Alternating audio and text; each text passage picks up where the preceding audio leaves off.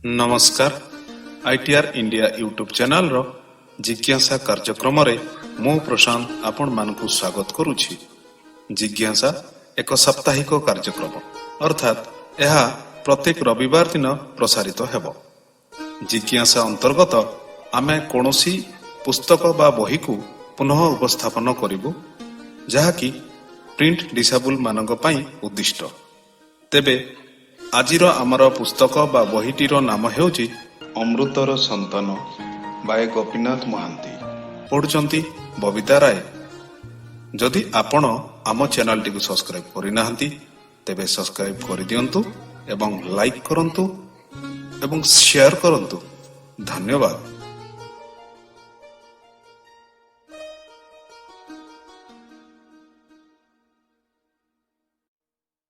नमस्कार ITR India आसंतु पढ़िबा जिज्ञासा अंतर्गत पुस्तक अमृतर संतानर आउ किछि अंश। पृष्ठा 40 भाग 11। संज हैला लोक जमिले दिउडी लेंजु घर को फेरिले। हाकिना को पदा को अणा हैला। सान पूजाटीए करी तार बाप घरर लोके मामू घरर लोके एकाठी होई हाकिना को आशीर्वाद कले। बहुत आयुष हेउ, बणर पिला बण परी दिशुथा सबुबेले पूर्ण। झरणा परी तोर जीवन बही चालू, सुखरे था, शांति था। स्त्री पुत्र धन जन कौनसिथिरे तोर अभाव न हेउ। बाजा बाजु थाए, दुई कूलर लोके बसी थांती।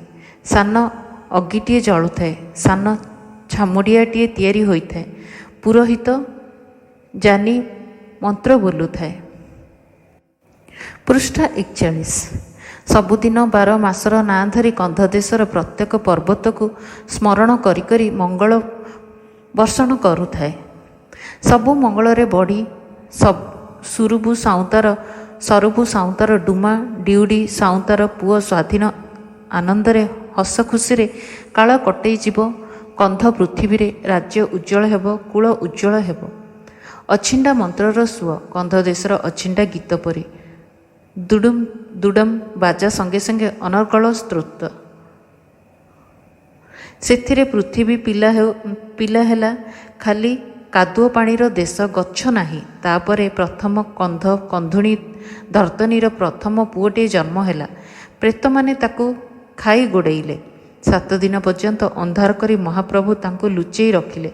सिमिली गछर डंगारे चढ़ी से भासुथांती। आलुओ हेला, भूई सुखिला, जंगल हेला। महाप्रभु कहिले घर संसार कर। जेते थर ताकू भेटाभेटी कराइले से माने कहिले आमे भाई भौणी। गोटिए गुटिकिया करी महाप्रभु बण भितर केते थर तांको बुलेई बुले एकाठी कले। तथापि सेही चिन्हा चिन्ही सेही भाई भौणी एकाठी हेबाकू से माने मंगिले नाही। बाध्य होई महाप्रभु बसंत रोग सृष्टि कले। भाई भौणींकर चेहरा बदलैले। परस्पर को चिन्हि न पारि सेमाने स्वामी स्त्री होई घर कले। तांकर 7टी पुओ हेले। प्रथमे मणियाका, द्वितीय हिमेरिका, तृतीय हिकोका, तापरे प्रास्का, मुस्का, जाम्बाका, मेलाका। प्रति पुओ नारे गोटिए गोटिए वंश। पुणी नाती मानकर ना अनुसारे वंश। देवता बढ़िले, आईन हेला, इतिहास हेला। तापरे देश गला, सभ्यता भांगिला। केवल सबुजाई रहिला आदिम पर्वतमाल। से भी देवता, से भी स्मरणीय। प्राचीन गिरिकंदरार घर ढिओ।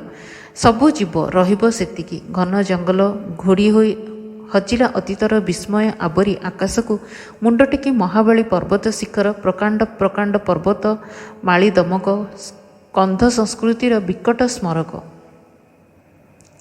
कांडाराणीत तिणी राणीती, रेको माड़ीती, कुलेर पाणीती, कोड़ीही माड़ीती, सोबाहा माड़ीती, पांड्रा माड़ीती, डंड्रा माड़ीती, हाथी माड़ीती, बाया माड़ीती, गुआ माड़ती, अंदा माड़ती, पासा पटियाती, सोज ताड़ियती।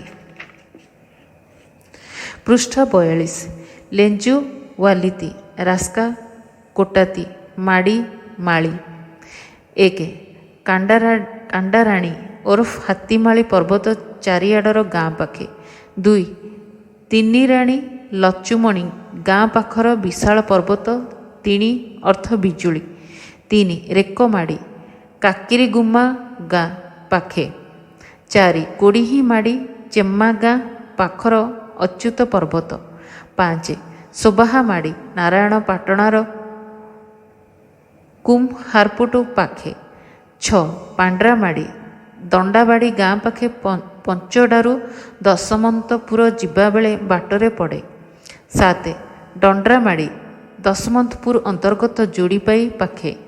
8. ହାତୀମାଡ଼ି ମିଡ଼ିଂ ଓ ଚମ୍ପାଝରଣା ପାଖେ। 9. ବାୟାମାଡ଼ି ନାରାୟଣପାଟଣାର ଆତ୍ମପର୍ବତ ବାୟାମାଳ ଅଞ୍ଚଳ। 10. ଗୁଆମାଡ଼ି ଗୁଆମାଳ ଅଞ୍ଚଳର ବଡ଼ ପର୍ବତ। 11. ଅନ୍ଦାମାଡ଼ି ଦୁଦାରୀ ମୁଠାର ପ୍ରସିଦ୍ଧ ଦେଓମାଳିର ଉଚ୍ଚତମ ଶିଖର। 12. ପାସା ପାଟିଆ କାପ୍ସିପୁଟର ବିଖ୍ୟାତ ଦମକ। 13. ସୋଦା ତାଡ଼ିଆ ବିଜାଘାଟି ଗୌଡ଼ି ଅଞ୍ଚଳର ବିଖ୍ୟାତ ଦମକ। ଏହି ସଂସ୍କୃତି ଉପରେ ସାମ୍ନାକୁ ମୁହଁ କରି ଶାଳ ଗଛ ପରି ମାଣିଆକା ହାକିନା ଠିଆ ହେବ। ତାର ନାଁ ଦେବା ପଛେ ପଛେ ବାପଘର ମଉଳା ଘର ଦୁଇ କୂଳ ଥାଇ ତେଣୁକରି ଏତେ ପୂଜା ଏତେ ମନ୍ତ୍ର ଉଚ୍ଚାରଣ ଆବଶ୍ୟକ। ପୃଥିବୀ ମନୁଷ୍ୟର ଜନ୍ମ। କନ୍ଧ ଜାତି କନ୍ଧ ଦେଶର ସଦା ଜାଗରୁକ ଭୀଷଣ ଗିରିଶୃଙ୍ଗ ମଣିଆକା ହାକିନା।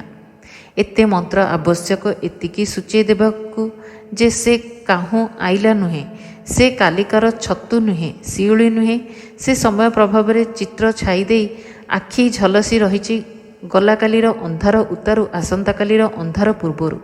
ସେ କାହୁଁ ଆଇଲା ନୁହେଁ ଯାହାର ବାପକୂଳ ନାହିଁ, ମା କୂଳ ନାହିଁ, ବୁନିଆଦି ନାହିଁ, ଅତୀତ ନାହିଁ, ଖାଲି ପାହାଡ଼ ଢାଲୁର ହଳଦିଆ ନିର୍ମୂଳି ଲଟା ମଲାଙ୍ଗ କାଠ ଛତୁ। ବାଜା ବାଜୁଥାଏ, ମନ୍ତ୍ର ଚାଲିଥାଏ କେତେବେଳେ ପର୍ଯ୍ୟନ୍ତ। ଇତ୍ୟାବସରରେ ଧୂଆଁପତ୍ର ଧୂଆଁ ସରିଗଲା, ମଦପିଆ ଲାଗିଲା, ସରିଲା। ଛୋଟ ଭୋଜିଟିଏ ହେଲା, ଦୁଇ ପକ୍ଷର ଲୋକେ ସେଥିରେ ବସିଲେ। ମଣିଆକା ହାକିନା କନ୍ଧ ଗୋଷ୍ଠୀର ଜଣେ ହେଲା। ପୃଷ୍ଠା 43 ଭାଗ 12। ଚାଉଁ ଚାଉଁଆ ରାତି 2 ଘଡ଼ି ଛାଡ଼ି ଜହ୍ନ ଉଇଁଲା।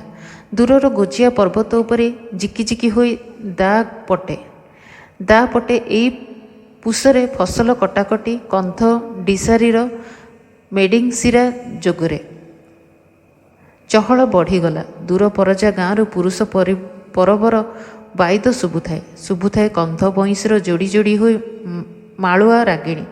ଜହ୍ନ ଉଇଁଲା ସଙ୍ଗେ ସଙ୍ଗେ ଆନନ୍ଦ କୋଳାହଳ। ସାହିର ଝିଅ ଏଘର ସେଘର ହେଲେ, ସାହିର ପିଲାଏ ଖଦି ଘୋଡ଼ି ହୋଇ ଏପାଖୁ ସେପାଖୁ ଯା ଆସ କଲେ। ଦୁଆର ଠା ଠା ହୋଇ ନିଆଁ ଜଳୁଥାଏ। ନିଆଁ ଚାରିପାଖେ ମେଞ୍ଚ ମେଞ୍ଚ ହୋଇ ପଞ୍ଛାଏ ପଞ୍ଛାଏ ବସି ଗପ କରୁଥାନ୍ତି। ପୁବୁଲିକି ଖୋଜି ଆସିଲେ ତାର ସାଙ୍ଗୀମାନେ ରେନ୍ଦ, ପୁଲୁମେ, କାଠକ, ଟିଟ, ଜଞ୍ଜଇ। ଏକୁଟିଆ ଘର ଭିତରେ କାହିଁକି? ଶୀତୁଆ ଜହ୍ନରାତିରେ ଓଦା ଆଲୁଅରେ ଏକାଠି ଗୀତ ବୋଲି ବୋଲି ସାହିର ଏ ମୁଣ୍ଡରୁ ସେ ମୁଣ୍ଡ କେତେଥର ବୁଲି ଆସିବାକୁ ହେବ। ପୁବୁଲି ଘରେ ବସି ବସି ଠିକ୍ ସେଇ କଥା ଭାବୁଥିଲା। ଦୁଆରେ ଜହ୍ନ ପଡ଼ିଛି, ଦି ପାଖରେ ସାନ କୁଡ଼ିଆ ମୁଣ୍ଡ ନୁଆଇ ଦେଇଛନ୍ତି ତାହାରି ଆଡ଼କୁ। ଏ ଗାଁରେ ଆଜି ନୂଆ ଲୋକଙ୍କର ବସା। ହସ ଶୁଭୁଛି, ସିଠି ଶୁଭୁଛି, ସୁରୁଡ଼ି ବଇଁଶୀ ଡାକୁଛି। ଟୋକିମାନେ ଗୀତ ବୋଲି ବୋଲି ବାହାରି ପଡ଼ିଲେ। ଟୋକାମାନେ ଏକାଠି ହେଲେ। ମୁରବୀମାନେ କେହି କେହି ନିଆଁ ଅଟା ଧରି କ୍ଷେତକୁ ବାହାରିଲେ। ଲେଞ୍ଚୁ ବାହାରିଲା। ଧୀରେ ଧୀରେ ଗାଁ ଦୁଆରେ ଗୀତ ରହସ୍ୟ ଗଡ଼ି ଗଡ଼ି ଚାଲିଲା। ବୁଢ଼ା ଜାମିର କନ୍ଧ ଗାଁ ବାରିକକୁ କହିଲା, ପିଲାମାନଙ୍କର ଶରଧା ହୋଇଛି, ଏଥର ଡମ୍ବାଇଦ ମଗା। ଟୋକିମାନେ ମିଟିଂ ଗାଁ ଲୋକଙ୍କୁ ଲକ୍ଷ୍ୟ କରି ଗୀତ ବୋଲିଲେ। ଆଦରରେ ନାଁ ଦେଲେ ଲେଉରା, ଜିରୁ, କେବଡ଼ା, ଆର୍ଗୁ। ଗୀତରେ ଗୀତରେ ନାଁ ଦିଆ ଦେଇ ସବୁବେଳେ ଲାଗିଥାଏ। ମିଟିଂ ଗାଁର ଲୋକେ ଜବାବରେ ଟୋକିମାନଙ୍କୁ ନାଁ ଦେଲେ ଡେଞ୍ଜୁରି, ୱେରୀ, ନିଲସ, ତାଲସ, ଆନ୍ଦୁଯୋଡ଼ୁ, ଫଗୁଯୋଡ଼ୁ। ଗୀତ ବଢ଼ିଲା। ଆଉ ଗାଉ ଗାଉ ନାଚ। ଏକାଠି ଧରାଧରି ହୋଇ ଗୀତ ବୋଲି ବୋଲି ଟୋକିମାନେ ଟୋକାମାନଙ୍କ ଆଡ଼କୁ ମାଡ଼ି ଆସନ୍ତି। ଗୋଡ଼ ହାତ ଛାଟି ଗୀତ ବୋଲି ଟୋକାମାନେ ନାଚି ନାଚି ମାଡ଼ି ଯାଆନ୍ତି ଟୋକିମାନଙ୍କ ଆଡ଼କୁ। ଗୀତରେ ନାଚରେ ବେଣୁକନ୍ଧ ଆଗରେ ଥାଏ। ତାରି ଦଳର ଭେଣ୍ଡିଆ, ମୁଦ୍ରି, ଜାଗିଲି, ମୂର୍ଜା, ଲେତା ଥାନ୍ତି ପାଖେ ପାଖେ। ଗୀତରେ ମାତି ପୁଷର ଶୀତ ଜଣାପଡ଼ୁ ନଥାଏ। ପୃଷ୍ଠା 44। ପ୍ରଥମେ ସାଧାରଣ ଆଦରର ଗୀତ, ସ୍ନେହର ଡାକ, ମଧୁର ସମ୍ବୋଧନ। ଧୀରେ ଧୀରେ ଚଢ଼ି ଚଢ଼ିକା ଉପରକୁ।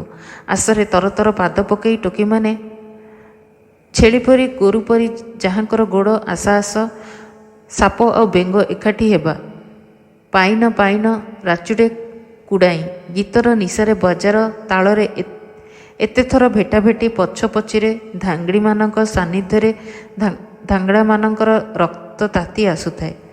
ପରିଚୟର ଗହନ ସାନ୍ନିଧ୍ୟ ବଢ଼େଇ ଦେଇ ହାତକୁ ହାତ ଛନ୍ଦି ଦେହ ଗୋଟାକ ଥରେ ଦୋହଲାଇ ତୁହାଇ ତୁହାଇ ତରତର ହୋଇ ମାଡ଼ି ଆସନ୍ତି ଧାଙ୍ଗଡ଼ିମାନେ। ଧୁଙ୍ଗିଆ ଇଚନ୍ ହିଆମୁ, ଗାଜିଆ ଇଚନ୍ ହିଆମୁ, ଧୂଆଁପତ୍ର ଖଣ୍ଡେ ଦିଅ ଗୀତରେ। ଧାଙ୍ଗଡ଼ାମାନଙ୍କ ଗୀତ ଆହୁରି ଉଗ୍ର ହୁଏ। ଝିମି ଝିମିଆ କାକର ରାତିରେ ଆକାଶରୁ ଝସି ପଡ଼େ ମାଟି କାଦୁଅର ପୃଥିବୀ। ଖାଲି ମାଟିର କଥା। ସେଠି ଗର୍ଜନ ହୁଏ ଫୁଲ ନାନା ଫାନ୍ଦ ପାତେ ଭଅଁରୁଠୁ ପରାଗ ଲାଗି ହେବାକୁ। ମଞ୍ଜି ବାନ୍ଧବାକୁ ଗଜା ଗଛରେ କଷି ଧରେ। ଟିକି ଟିକି ପିଲା ଜନ୍ମ ହୁଅନ୍ତି। ସାନ ଆଙ୍ଗୁଠିରେ ମାଟିକୁ ଆଞ୍ଚୁଡ଼ି ଧରନ୍ତି। ଧାଙ୍ଗଡ଼ାଙ୍କ ମତ ଗର୍ଜନରେ କମ୍ପି ଉଠେ ଷଣ୍ଢର ହେଣ୍ଡାଳ। ଗୀତ ଛୁଟେ ଜୀବନରେ ଶ୍ରେଷ୍ଠ ମିଳନ, ସେହି ଜୀବନର ଚରମ। ଫୁଲ କେବଳ ମାଟିର ପାତ୍ର, ସେଥିରେ ପରାଗ ଝଡ଼େ, ରସ ଭର୍ତ୍ତି ହୁଏ। କିନ୍ତୁ ଆରେ ଫୁଲ ସଂସାରରେ ତୁମେ ଖାଲି ସବୁ ନାହଁ। ଅଣ୍ଟାଳ ବାଉଁଶ ଭାରି ଟାଣ, ନିମାଦେରୁ ଜମ୍ବେଇ। ଧାଙ୍ଗଡ଼ା ଗୀତ ବୋଲନ୍ତି। ପୁଚି ରୁମ୍ବେଲି ପୁୟୁଲୋ, ତାଣ୍ଡି ସୁଗେଲି ପୁୟୁଲୋ, ନିମୋଦେରୁ ଜମ୍ବେ। ଧାଙ୍ଗଡ଼ି ସେହି ଗହଳ ଘୋଷା ଧରନ୍ତି। ଆଖିରେ ନିଶା, ମୁହଁରେ ସ୍ୱପ୍ନ, ଦେହ ଟଳଟଳ। ଧାଙ୍ଗଡ଼ା ଏକାଠି ମିଶି ଗୋଜିଆ ପର୍ବତ ଗହୀର ଖାଲ ଉପରେ ଛାଡ଼ି ଦିଅନ୍ତି ଗୀତର ମାଳା। ନିମା ଦେରୁ ଜମ୍ବେ। ସେତିକିରେ ସବୁ, ପ୍ରକୃତି ଆଉ ପୁରୁଷ, ଆକାଶ ଆଉ ମାଟି। ବାହାରେ ସର୍ବନି ଶକ୍ତିର ମାୟା, ଭିତରେ ଦାରୁ ବ୍ରହ୍ମ। ଆଉ ନାନାଦି ଦେବତା, ଯୋଗୀଶ୍ୱରୀ, ମହାଦେବ, ଅର୍ଦ୍ଧନାରୀଶ୍ୱରୀ। ଗାଁର ସମସ୍ତେ ଗୀତ ଓ ନାଚରେ ଯୋଗ ଦେଇଥାନ୍ତି। ବୁଢ଼ାମାନେ ଦେଖୁଥାନ୍ତି। ଦେଖି ଦେଖି ଶୁଣି ଶୁଣି ଚାଲି ଯାଉଥିବା ଯୌବନକୁ ଫେରେଇ ଆଣିଥାନ୍ତି। କନ୍ଧ ଯୌବନ ଭଲ ପାଏ, ଜୀବନ ଭଲ ପାଏ। ଥରେ ଗୀତ ନାଚ ଆରମ୍ଭ ହେଲେ ମାତି ରହେ ରାତି ସାରା। ବୁଢ଼ା ବୁଢ଼ୀ ସମସ୍ତେ ରୁଣ୍ଡି ଥିଲେ। ସେମାନେ ତାଙ୍କ ଅଭିଆଡ଼ା ପିଲାମାନଙ୍କୁ ସ୍ୱାଧୀନତା ଦେଇଛନ୍ତି। ଧାଙ୍ଗଡ଼ିର ଇଚ୍ଛା ଉପରେ, ଧାଙ୍ଗଡ଼ାର ଇଚ୍ଛା ଉପରେ କାହାରି ଲଗାମ ନାହିଁ। ସମାଜ ଆଡ଼େଇ ରହେ, ଲଗାମ ଦିଏ ବିବାହ ସରିଲେ। ବହୁତ ରାତି ହୋଇଥାଏ। ନିମା ଦେରୁ ଜମ୍ବେ। ଉତ୍ତାରୁ ସବୁ ଗୋଳମାଳ ହୋଇଗଲା। ଗୀତ ସରିଗଲା। କିଏ କୁଆଡ଼େ ଗଲେ। ନିଦରେ ଚାଲିଲା ପରି ପୁବୁଲି ଆଉ ତାର 5 ସଖୀ ମିଟିଂ ଗାଁର ଲୋକଙ୍କ ସଙ୍ଗେ ଏକାଠି ହେଲେ ଗାଁ ପାଖେ ପଥର ଆଢ଼ୁଆଳରେ। କଥାବାର୍ତ୍ତା ଅଳ୍ପ ଅଳ୍ପ, ଖାଲି ପାଖକୁ ପାଖ 2 ଦଳ। ପୁବୁଲି ବେଶୁକନ୍ଧର ମୁହଁକୁ ଅନେଇ ରହିଥାଏ। ବେଣୁକନ୍ଧ ସୁରୁଡ଼ି ବଜାଉଥିଲା। ଛାଇ ପରି ପୁବୁଲି ଠିଆ ହୋଇଥିଲା ପଥର ସେପାଖେ। ବେଣୁକନ୍ଧର ସୁନ୍ଦର ମୁହଁର ତମ୍ବା ବାଳର ଫାଳେ ଝଟକି ଉଠୁଥିଲା ଜହ୍ନ ଆଲୁଅରେ। ପୁବୁଲି ହରିଣୀ ପରି ବେକ ଟେକି ଅନାଇ ରହିଥିଲା ଏଇ ଅଚିହ୍ନା ଅତିଥିକୁ। ମୁହଁରେ କଥା ନାହିଁ, ଦେହରେ ଗତି ନାହିଁ। ଜହ୍ନ ଆଉ ବଇଁଶୀର ପ୍ରାଣ ଉଲୁସା କାନ୍ଦଣା ଆଉ ବଳିଷ୍ଠକାୟ ଶିକାରୀ ବେଣୁକନ୍ଧ। ପୃଷ୍ଠା 45। ଏ ଯେପରି ଏକାଠି ମିଶି ଗୋଟିଏ ଆଦର୍ଶ ଯେଉଁ ଆଦର୍ଶ କନ୍ଧୁଣୀ ଭଲ ପାଏ। ହାରଗୁଣା ତାର ମନେ ନଥିଲା। ହାରଗୁଣା ପିଲାଦିନର, ବେଣୁକନ୍ଧର ଯୌବନର। ଏଇ ବେଶ୍ କନ୍ଧ ସେତିକି ତାର ମନର ପ୍ରଶ୍ନର ଉତ୍ତର। ଯେପରି ଏହି ଏତେଗୁଡ଼ାଏ ବର୍ଷ ସେ ଅପେକ୍ଷା କରି ରହିଥିଲା ଏଇ ରାତିକ ଲାଗି, ଏଇ ଲୋକଟି ପାଇଁ, ଏଇ ତାର ଜୀବନର ପ୍ରଭାତୀ। ବେଣୁକନ୍ଧ ବଇଁଶୀ ରଖିଲା। ଦୁହିଁଙ୍କର ହୋସ ହେଲା। ନିଛାଟିଆ ରାତି। ସଙ୍ଗୀମାନେ କିଏ କୁଆଡ଼େ ଗଲେଣି। ଶୀତ ପଡ଼ୁଛି ଥପ ଥପ। ପୁବୁଲି ଫେରି ପଡ଼ିଲା। ଛୋଟିଆ ଛାଇଟିଏ ମନର ନିଶା ଛାଡ଼ି ନାହିଁ। ବାଟ ଚାଲିଛି କିନ୍ଦ୍ରି କିନ୍ଦ୍ରି, ଜହ୍ନରାତିର ପ୍ରଜାପତି ପରି। ଅଳ୍ପ ଦୂର ଯେ ବେଣୁକନ୍ଧ ପାଖକୁ ଆସିଲା। ଥରିଲା ଧୀର ଗଳାରେ ପୁବୁଲିକୁ ଚମକାଇ ଦେଇ କନ୍ଧ କହିଲା, ବସ୍ନପି ହେ ଟୋକି। କନ୍ଧ ଦେଶର ଗୋପନ କଥା ପାଇଁ, ସ୍ନଠାରେ 2 ମନର ନିବୁଜା କଥା ପାଇଁ। ପୁବୁଲି ବୁଲି ପଡ଼ିଲା। ଜହ୍ନ ପଡ଼ିଛି ବେଣୁକନ୍ଧର ତତଲା ଆଖିରେ। ନାକପୁଡ଼ା ଫୁଲି ଫୁଲି ଉଠୁଛି। ଥୋମଣି ଝୁଲି ପଡ଼ିଛି। ତଳ ଓଠ ଗୋଜେଇ ଆସୁଛି ଆଗକୁ। ତାର ଓସାର ଡଉଲି ଛାତି ଥରେଇ ଥରେଇ ପୁବୁଲି ଆଡ଼କୁ ଝୁଙ୍କିଯାଇ ବେଣୁକନ୍ଧ ସ୍ନଠାରେ ଲଗେଇ ପୁଣି କହିଲା, ବସ୍ନପି ହେ ଟୋକି। ପୁବୁଲି ଜବାବ ଦେଲା, ଏସ୍ନେନା ଦାସନାଦା କାହିଁକି ଡାକୁଛ? ବେଣୁକନ୍ଧ ପଛେଇ ଗଲା। ଛେପ ଢୋକି ଢୋକି କହିଲା, ଲେସ୍ନାଡା ମାସ୍ନାନେ, କାମ ଅଛି। ଆରମ୍ଭ ହେଲା କନ୍ଧ ଦେଶର ପ୍ରାଚୀନ ଘେନାଘେନି କଥା ଭାଷା। ପ୍ରଶ୍ନକୁ ଉତ୍ତର, ଉତ୍ତରକୁ ପ୍ରଶ୍ନ, ସେହି ପ୍ରାଚୀନ କଥା ଭାଷା। ଯେପରି ଜବାବ ସୁଆଲରେ ହଜାର ହଜାର ବର୍ଷ ହେଲା ଗଡ଼ି ଆସିଛି କନ୍ଧ ଦେଶରେ। ଅଚିହ୍ନା ଟୋକାଟୋକି ଯେତେଥର ପଥର ଉହାଡ଼ରେ, ଗଛ ଉହାଡ଼ରେ ମୁହାଁମୁହିଁ ଠିଆ ହୋଇ ପୂର୍ବ ରାଗର ରାଗିଣୀର ପରସ୍ପରକୁ ସମ୍ବୋଧି ଆସିଛନ୍ତି। ହସରେ, ଭଲ ପାଇବାରେ, ଜନ୍ମ କରିବାରେ କନ୍ଧ ପୃଥିବୀକୁ ନୂଆ କରି ସଜେଇ ରଖିଛନ୍ତି ସେ କାଳର ଏ କାଳ ପର୍ଯ୍ୟନ୍ତ। ପୃଷ୍ଠା 46। ପୁବୁଲି କିଛି ସମୟ ତଳକୁ ମୁହଁ ପୋତି ଠିଆ ହୋଇ ଦାନ୍ତରେ କାନି ଚୋବେଇ ଚୋବେଇ ଗୋଡ଼ ହଲେଇ କହିଲା, ୱେସ୍ନେମ୍ସ କହ। ବେଣୁ ତରତର ହୋଇ କହିଲା, ହିସ୍ନିଆ ଦେକି ଆସ୍ନାଏ, ଦେବୁ କି ନାହିଁ? ପୁବୁଲି ମୁରୁକି ମୁରୁକି ହସିଲା। ଏସ୍ନେହା ଆସ୍ନା ହେଲୋ, କିଛି ତ ମୁଁ ଧରି ନାହିଁ ଯେ ଦେବି। ବେଣୁ ଅପ୍ରସ୍ତୁତ ହେଲା। କହିଲା, ଦୁଷ୍ଣୁଆ ହିସ୍ନେୟାମ, ଧୂଆଁପତ୍ର ଖଣ୍ଡେ ଅଛି ତ ଦେ। ପୁବୁଲି ସହଜ ହୋଇ ତା ମୁହଁକୁ ଚାହିଁଲା। କହିଲା, ଏସ୍ନେତା ତଲବ ପାସ୍ନା ମାସାଇ, କୋଉଠୁ ପାଇବି? ବେଣୁ କହିଲା, ଦେସ୍ନା ଦେ ହିସ୍ନିଆ ସ୍ମାନ୍ମୁ, ଖଣ୍ଡେ ଥିଲେ ଦେ। ପୁବୁଲି କହିଲା, ଏସ୍ନେନା ପଣା ହିସ୍ନିଆ ହିଁ, କେଉଁଠୁ ଦେବି? ବେଣୁ ଆଗ୍ରହରେ ଅଣ୍ଟା ଅଣ୍ଡାଳିଲା। କହିଲା, ନିସ୍ନିଙ୍ଗେ ହିସ୍ନିଆ ହିଲାଏ ତେହେଁ ନାସ୍ନାନୁ, ତତେ ମୁଁ ଦେବି। ପୁବୁଲି ଫୁଟି ହସି କହିଲା, ତାସ୍ନା ତିହେଁ, ଦିଅ ତେବେ। ବେଣୁ ଧୂଆଁପତ୍ର ବଢ଼େଇ ଦେଲା। ପୁବୁଲି ଗ୍ରହଣ କଲା। ପୁଣି ମୁହଁକୁ ତଳକୁ ପୋତି ଥୋଡ଼ାଏ ବାଟ ଚାଲିଗଲା। ଅଳ୍ପ ଯାଇଛି ପଛଆଡ଼ୁ ବେଣୁ ଆସି ଆସ୍ତେ ତାର କାନିକୁ ଝାଙ୍କିଲା। କାନ ପାଖକୁ ମୁହଁ ନେଇ ପୁଣି ଧୀରେ ଧୀରେ କହିଲା, ବାସ୍ନା ପି, ହେ ଟୋକି। ପୁବୁଲି ଗୋଟିଏ ସୁଦ୍ଧା ଥରୁଥାଏ। କହିଲା, ଏସ୍ନେନା ଦାସନାଦା, କ'ଣ? ବେଣୁ କଅଁଳେଇ ଫୁସୁଲେଇ ପଚାରିଲା, ତାସ୍ନାତାଣା ନେସ୍ନାହି ମସ୍ନାନୁତି, ମୋ ସଙ୍ଗେ ଭଲ ହେଇ ରହିବୁ କି? ପୁବୁଲି କହିଲା, ମାସ୍ମାନା ଅତିହେ ନିସ୍ମୁ ନୁହେଁ, କାହିଁକି ନ ରହିବି? ତୁମେ ସିନା ରହିବ ନାହିଁ। ନିସ୍ମାଇନୁ ମା ନାସ୍ମାଟା ୱସ୍ମାତିହେ ଇସ୍ମିନି କାସ୍ମାତା ଜୋସ୍ମାଲାଇନ୍, ତୁମେ ଆମ ଗାଁକୁ ଆସି ରହିଲେ ଯାହା କିଛି କଥା କହନ୍ତ ସିନା। ବେଣୁ କହିଲା, ୱାସ୍ନାନି ଯାକେ ଇସ୍ନି ଇମ୍ବିଆ ଜୋସ୍ନାଲଦି ଉଷ୍ମୁଜେନ ୱାସ୍ନାଇ, ଆସିଲେ ଏଠିକି କଥା କହିବି, ବୃଥା କଥା, ମିଛରେ ଆସିବି। ପୁବୁଲି ବେଣୁ ଆଡ଼କୁ ମୁହଁ ଟେକିଲା। ହସିଦେଇ କହିଲା, ୱାସ୍ନାତି ହିଁ ନିସ୍ନା କାସ୍ମାର ଜୋମି, ତୁମେ ଆସିଲେ ସିନା ଘର ଜୋଇଁଆ ଆସ। ବେଣୁ କହିଲା, ଆସ୍ମାତ୍ ଓଂ ପାଇବି ନାହିଁ। ହେସ୍ନୋ ଓଙ୍ଗାଂ ୱାସ୍ମାମୁ, ତୁ ଘର ଛାଡ଼ି ଉଦୁଲିଆ ବାହାରି ଚାଲିଆ। ପୁବୁଲି କହିଲା, ଲାସ୍ନାଜା ଆସ୍ନାଇକି, ମୋର ଲାଜ ନାହିଁ କି? ପୁବୁଲି ପୁଣି ଦିପାହୁଣ୍ଡ ଚାଲିଗଲା। ଛାତିରେ ତୋଫାନ ଭରିଛି, ଉଠୁଛି ଆଖିକୁ। ପଛେ ପଛେ ବେଣୁ ଝପଟି ଗଲା। କୈଫିୟତ ଦେଇ ଚିର୍ଚିରେଇ କହିଲା, କାସ୍ନାର ଜୋମି ଆସ୍ମା ଡୋଉଁ, ଘର ଜୋଇଁଆ ଆସିପାରିବି ନାହିଁ। ପୁବୁଲି ପୁଣି ଅଟକି ଗଲା। କହିଲା, ୱସ୍ନାଲକା ୱେସ୍ନେ ହୋଦିକି, ଘର ଜୋଇଁଆ ଆସିଲେ କ'ଣ ପଥର ଭାଙ୍ଗିବ କି? ବେଣୁ ଅତି ଆବେଗରେ କହିଲା, ୱାସ୍ମାମୁ ବାହାରି ଆସ। ପୃଷ୍ଠା 47। ପୁବୁଲି ଘୁଞ୍ଚିଯାଇ ବାହାରି ଗଲା। ମନ ଭିତରେ ଉତ୍ତାଳ। ମନ କହୁଛି ସେ ହାରିଛି, କିନ୍ତୁ ବିଜୟର ଆନନ୍ଦ କଳରୋଳ ଶୁଭୁଛି ମନ ଗହୀରରୁ।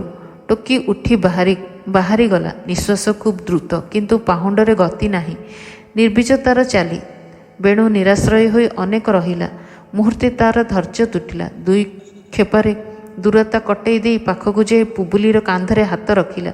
ମୁହଁକୁ ଗାଲ ପାଖକୁ ନୁଆଇଁ ଆଣିଲା। ପୁଣି ଡାକିଲା, ବସ୍ନାପି, ହେ ଟୋକି। ତାର ତତଲା ନିଶ୍ୱାସରେ ପୁବୁଲିର ଗାଲ ଟଣକି ଉଠୁଥାଏ ତାର ମୁହଁ ଆଡ଼କୁ। ଇଚ୍ଛା ହେଉଥାଏ ଢଳି ପଡ଼ିବାକୁ। ଆଖି ବୁଜିଦେଇ ତଥାପି କହିଲା, ଲାସ୍ନାଜା ତୁଷ୍ଣଇ ଲାଜ ନାହିଁ ନାହିଁ। ବେଣୁ ସୁତୁରେ ସୁତୁରେ କାନ ପାଖେ କହିଲା, ଏସ୍ନେ ଆମ୍ବରି ହିଲୋରି, ଏଠି କେହି ନାହାନ୍ତି। ପୁବୁଲି ସେହିପରି ତନ୍ମୟ ହୋଇ କହିଲା, ଲାସ୍ନାଜା କୁଷ୍ମୁନି, ଲାଜ ମାଡ଼ୁଛି ନାହିଁ ନାହିଁ। ଦେହକୁ ଆସ୍ତେ ଝିଙ୍କି ନେଇ ଆପଣାକୁ ମୁକ୍ତ କଲା, ଧୀରେ ଧୀରେ ଚାଲିଗଲା। ବେଣୁ ବିହଳ ହୋଇ ଅନେଇ ରହିଲା ସେଇ ଆଡ଼କୁ। ପୁବୁଲିର ଛାଇ ଘର ତଳ ଛାଇରେ ମିଳେଇଗଲା କୁଆଡ଼େ। ବେଣୁ ଠିଆ ହୋଇ ରହିଲା, ଧୀରେ ଧୀରେ ଚାଲିଗଲା ଆପଣା ବସାକୁ। ପୃଷ୍ଠା 48 ଭାଗ 13। ସେହି ପଥର ମୁଣ୍ଡିଆ ପାଖେ ଗାଁର ଦିଶାରୀ ପାଣ୍ଡୁ କନ୍ଧର କୁଡ଼ିଆ। ପାଣ୍ଡୁ କନ୍ଧବୁଡ଼ା ପଥର ଉପରେ ନିଶ୍ଚଳ ହୋଇ ବସି ତାରାମାନଙ୍କୁ ନିଘା ଦେଉଥାଏ। ଆକାଶର ଏଇ ଯେଉଁ ଜ୍ୱଳନ୍ତା ବୁନ୍ଦା ସବୁ ସାନ ସାନ ହୋଇ ତାଙ୍କର ପ୍ରଭାବ ପଡ଼େ ମଣିଷର ଘରକରଣାରେ। ତାଙ୍କରି ଯିବା ଆସିବା ଝିଙ୍କା ଓଟରାରେ ପଡ଼େ ଯୋଗ। ଯେଉଁ ଯୋଗରେ ଭଲ ହୁଏ, କେଉଁ ଯୋଗରେ ଖରାପ। 27ଟା ନକ୍ଷତ୍ର ମୋଟେ ତାଙ୍କରି ନାଁ ଅନୁସାରେ 27ଟା ଯୋଗର ନାଁ। ଯୋଗ ଭଲ ହୋଇ ନଥିଲେ କନ୍ଧ ଘରୁ ଗୋଡ଼ କାଢ଼େ ନାହିଁ। ତେଣୁ ରାତି ରାତି ଦିଶାରୀର ପରିଶ୍ରମ। ଗାଁରେ ଆଜି ଏତେ ଚହଳ ଗହଳ ହେଲା। ପାଣ୍ଡୁର ଦିଶାରୀ ଟିକିଏ ବସି ଚାଲି ଆସିଲା। ତାର ଧ୍ୟାନ ଆକାଶର ତାରାଙ୍କୁ। ସକାଳ ପାହିଲେ ଲୋକେ ପଚାରିବେ, କେତେବେଳେ ତସା କଟା ହେବ। ଦିଶାରୀ ବାଛିଦେବ ମଣ୍ଡିସିରା ଯୋଗ। କେତେବେଳେ ଫସଲ ଘରକୁ ଆସିବ। ଖୋଜ ଉତ୍ତରା ଯୋଗ। କେତେବେଳେ ଜ୍ୱର ଭଲ କରିବାକୁ ବେଜୁଣି ନାଚିବ। ଲଦା ଯୋଗ ଠିକଣା କରିବାକୁ ହେବ। ଦିଶାରୀ ଆପେ ପରିଶ୍ରମକୁ ଡରେ ନାହିଁ, କିନ୍ତୁ ସେ ସଂସାରର ହାଲଚାଲ ଦେଖେ। ନକ୍ଷତ୍ରମାନଙ୍କୁ ଅନାଏ, ଦେଖେ ଯୋଗ ଘେନି ଫଳ ଫଳି ଯାଉଛି। କାହାର ଏତେ କଷ୍ଟରେ ତିଆରି ବସା ପବନରେ ଉଡ଼ି ଚାଲି ଯାଉଛି। କାହାର ଗୋରୁ ମରୁଛି, ପୁଅ ମରୁଛି। ପରିଶ୍ରମର ମୂଲ୍ୟ ଆହୁରି ପରିଶ୍ରମ। ନୁଖୁରା ମୁଣ୍ଡ ତେଲିଆ ହେଉନାହିଁ। ଦିଶାରୀର ଦରକାର ଥିଲା ଯେଟି ଯୋଗ। ଜଣେ ପଚାରିଛି, କେତେବେଳେ ଝୋଲା ଅତଡ଼ାକୁ ହାଣି ହାଣି ସେ ଧାନ ବିଲ କରିବ। ଦିଶାରୀ ଉପରକୁ ଚାହିଁ ଅଥୟ ହେଉଥାଏ। ଦେଖିଲା ମିଟିଂ ଗାଁର ଧାଙ୍ଗଡ଼ା ଏ ଗାଁର ପଲେ ଧାଙ୍ଗଡ଼ି ପଥର ଉହାଡ଼କୁ ଆସୁଛନ୍ତି। ଦିଶାରୀ ମୁଣ୍ଡ ହଲାଇଲା। ଠିକ୍ କଥା, ବର୍ତ୍ତମାନ ରେଦାସୀ ଯୋଗ ପଡ଼ିଛି। ଏହି ଯୋଗରେ ଧାଙ୍ଗଡ଼ା ଯାଆନ୍ତି ଧାଙ୍ଗଡ଼ି ଖୋଜି। ଦିଶାରୀ ହସିଲା। ଗଲେ ସେମାନେ ପଥର ପାଖକୁ। ଭାବୁଥିବେ କେହି ଜାଣେ ନାହିଁ, କେହି କେବେ ଆସିନାହିଁ ପରା ପଥର ସେ ପାଖକୁ। କେତେଥର ପଥର ଉପରେ ବସି ରହି ସେ ଦେଖିଛି କେତେ ଦଳ ଟୋକାଟୋକି ବୁଲି ପଡ଼ିଛନ୍ତି ଏ ପଥର ସେ ପାଖକୁ। ଠିକ୍ ଏଇ ରେଦାସୀ ଯୋଗରେ। ସେମାନେ ଭାବନ୍ତି ତାଙ୍କରି କାମ ପୃଥିବୀର ନୂଆ। ଆଉ କେହି ଆସିନାହିଁ ଏ ବାଟେ, ଆଉ କେହି ଏପରି ଭଲ ପାଇନାହିଁ। ଆପଣା ଜୀବନରେ କେତେଥର ରେଦାସୀ ଯୋଗ ଆସିଛି। ଦିଶାରୀ ଭାବିଗଲା, ସେ ବି ମଣିଷ, ସେହିପରି ଯୋଗର ବାରମ୍ବାର ଅଧୀନ। ପୃଷ୍ଠା 49। ଦିଶାରୀ ଭାବିଲା କି ଯୋଗରେ ଏ ବଡ଼ ପଥରଟା ତିଆରି ହୋଇଥିଲା। ଭଲ ଯୋଗରେ ଅବଶ୍ୟ। ଧରାଯାଉ ରୋହିଣୀ ଯୋଗରେ। ପଥର ବାଟେ କେତେଜଣ ଟୋକାଟୋକି ଚାଲିଗଲେ। ଦିଶାରୀ ଆଶ୍ଚର୍ଯ୍ୟ ହେଲା, କାହିଁ ରେଦାସୀ ଯୋଗ ତ ସରିନାହିଁ। ବଇଁଶୀ ବାଜିଲା। ତାପରେ କେତେବେଳେ ପରେ ବସ୍ନପି ଏସ୍ନେନା ଦାସନାଦା। ଦିଶାରୀ ମୁଣ୍ଡ ହଲେଇଲା। ଯୋଗ କେବେ ଫିଟିବ ନାହିଁ। ଏ ଯୋଗର ଲକ୍ଷଣ ଏ। ସବୁ ସେ ଦେଖିଲା, ଶୁଣିଲା। ସବୁ ଠିକ୍ ଚାଲିଛି ପ୍ରାଚୀନ ରୀତିରେ। ସମ୍ଭାଷଣ ବି ଠିକ୍ ସେହିପରି। ଭଲ ପାଇଲେ ଏମିତି ଲାଗେ ସତେକି ନିଜର ଏତିକି କଥା ଏ ପୃଥିବୀରେ ନୂଆ, ବାକି ସବୁ ଖତିରା ପୁରୁଣା, ଖାଲି ଧୂଳି କାଦୁଅ ଗଛ ପଥର। ଟୋକା ଦିନର ଔଦ୍ଧତ୍ୟ ଏତକ ବୁଢ଼ା ଦିଶାରୀ କ୍ଷମା କରି ଶିଖିଛି। କାନ ପାଖକୁ ମୁହଁଟା ନେଲା। କ'ଣ ହେଉଛନ୍ତି ଏଗୁଡ଼ାକ? ନା ନା, ଅଲଗା ହୋଇ ଚାଲିଗଲେ ଠିକ୍ ହେଲା। ଠିକ୍ ଠିକ୍। କିନ୍ତୁ ଏ ଚାଲିଗଲେ ସିନା ପୁଣି ଏମାନେ ଭେଟାଭେଟି ହେବେ। ରେଦାସୀ ଯୋଗର କଥାଭାଷା କେବେ ହେଲେ ଏତିକିରେ ସରେ ନାହିଁ। ଖାଲି ରେତି ଯୋଗକୁ ଅପେକ୍ଷା। ରେଦାସୀର ଘେନାଘେନି ସେତେବେଳେ ହେବ ବିଭାଗର। ଆଗରେ ଅଛି ଚୈତର ମଉଛବ, ଆସିବ ରେତି ଯୋଗ ସେତେବେଳେ। ପାଣ୍ଡୁକନ୍ଧ ଭାବିଗଲା, ଟୋକାଟା କିଏ ଜଣା ନାହିଁ। ଭଲ ଚେହେରା ଖଣ୍ଡେ, କାମକୁ ମଜବୁତ ହୋଇଥିବ ନିଶ୍ଚୟ। ଟୋକିଟା ସରୁବୁ ସାଉତାର ଝିଅ। ଦିଶାରୀ ତାରାମାନଙ୍କୁ ଅନେଇ ଦଣ୍ଡବତ ହେଲା। ସୁରୁବୁ ସାଉତା କଥା ପକେଇଥିଲା ବନ୍ଦିକାର ଗାଁର ହାର୍ଗୁଆ ସାଉତା ୟାକୁ ବିଭା ହେବ। ସେତେବେଳେ ଦିଶାରୀ ମୁହଁ ମୋଡ଼ିଥିଲା। ହାର୍ଗୁଣା ପିଲା ଭଲ, କିନ୍ତୁ କ'ଣ କରିବ, ତାର ଜନ୍ମ ବେଡ଼ତାଇ ଯୋଗରେ। ସେ ଯୋଗରେ ଯେ ଜନ୍ମ ହୁଏ ତାର ବିବାହ ଆଉ ବିବାହିତ ଜୀବନ ହୁଏ ଅତି ଦୁଃଖଦ। କେମିତି ସେ ଏତେ ସୁନ୍ଦର ଝିଅକୁ ଖୁସି ଆନନ୍ଦରେ ବିବାହ ହୋଇ ଘର କରନ୍ତା? ବୃଥା। ଆକାଶକୁ ଅନେଇ ରହି ଆସନ୍ତା ଭବିଷ୍ୟତ ବିଷୟରେ ଅନେକ ତଥ୍ୟ ଗୋଟେଇ ସାରିଥିଲା ସେ। ଡେରି ହେଲାଣି, ଅନ୍ଧାରରେ ଖାଲି ତାରା। ସେଠି ଉପରେ ଉପରେ ନିଷ୍ପତ୍ତି ହେଉଛି ସମସ୍ତଙ୍କ ଭାଗ୍ୟ ଦୁର୍ଭାଗ୍ୟର କଥା। ଦିଶାରୀର ମୁଣ୍ଡ ଭିତରେ ଖାଲି ଯୋଗ ଭଉଁରୀ ବୁଲୁଛି। ସାଲ୍ପା ଶୁକ୍ରତାରା ଉଜ୍ଜଳ ଦିଶିଲା। ୟା ଯୋଗରେ ଜନ୍ମ ହେଲେ ଖାଲି ସାପ କାମୁଡ଼ିବ। ଧୁଙ୍ଗିଆ ଲଗେଇ ଦେଇ ପାଣ୍ଡୁକନ୍ଧ ଆପଣା ଘରକୁ ଚାଲିଗଲା। ଆଜି ପାଇଁ ଏତିକି। ଧନ୍ୟବାଦ।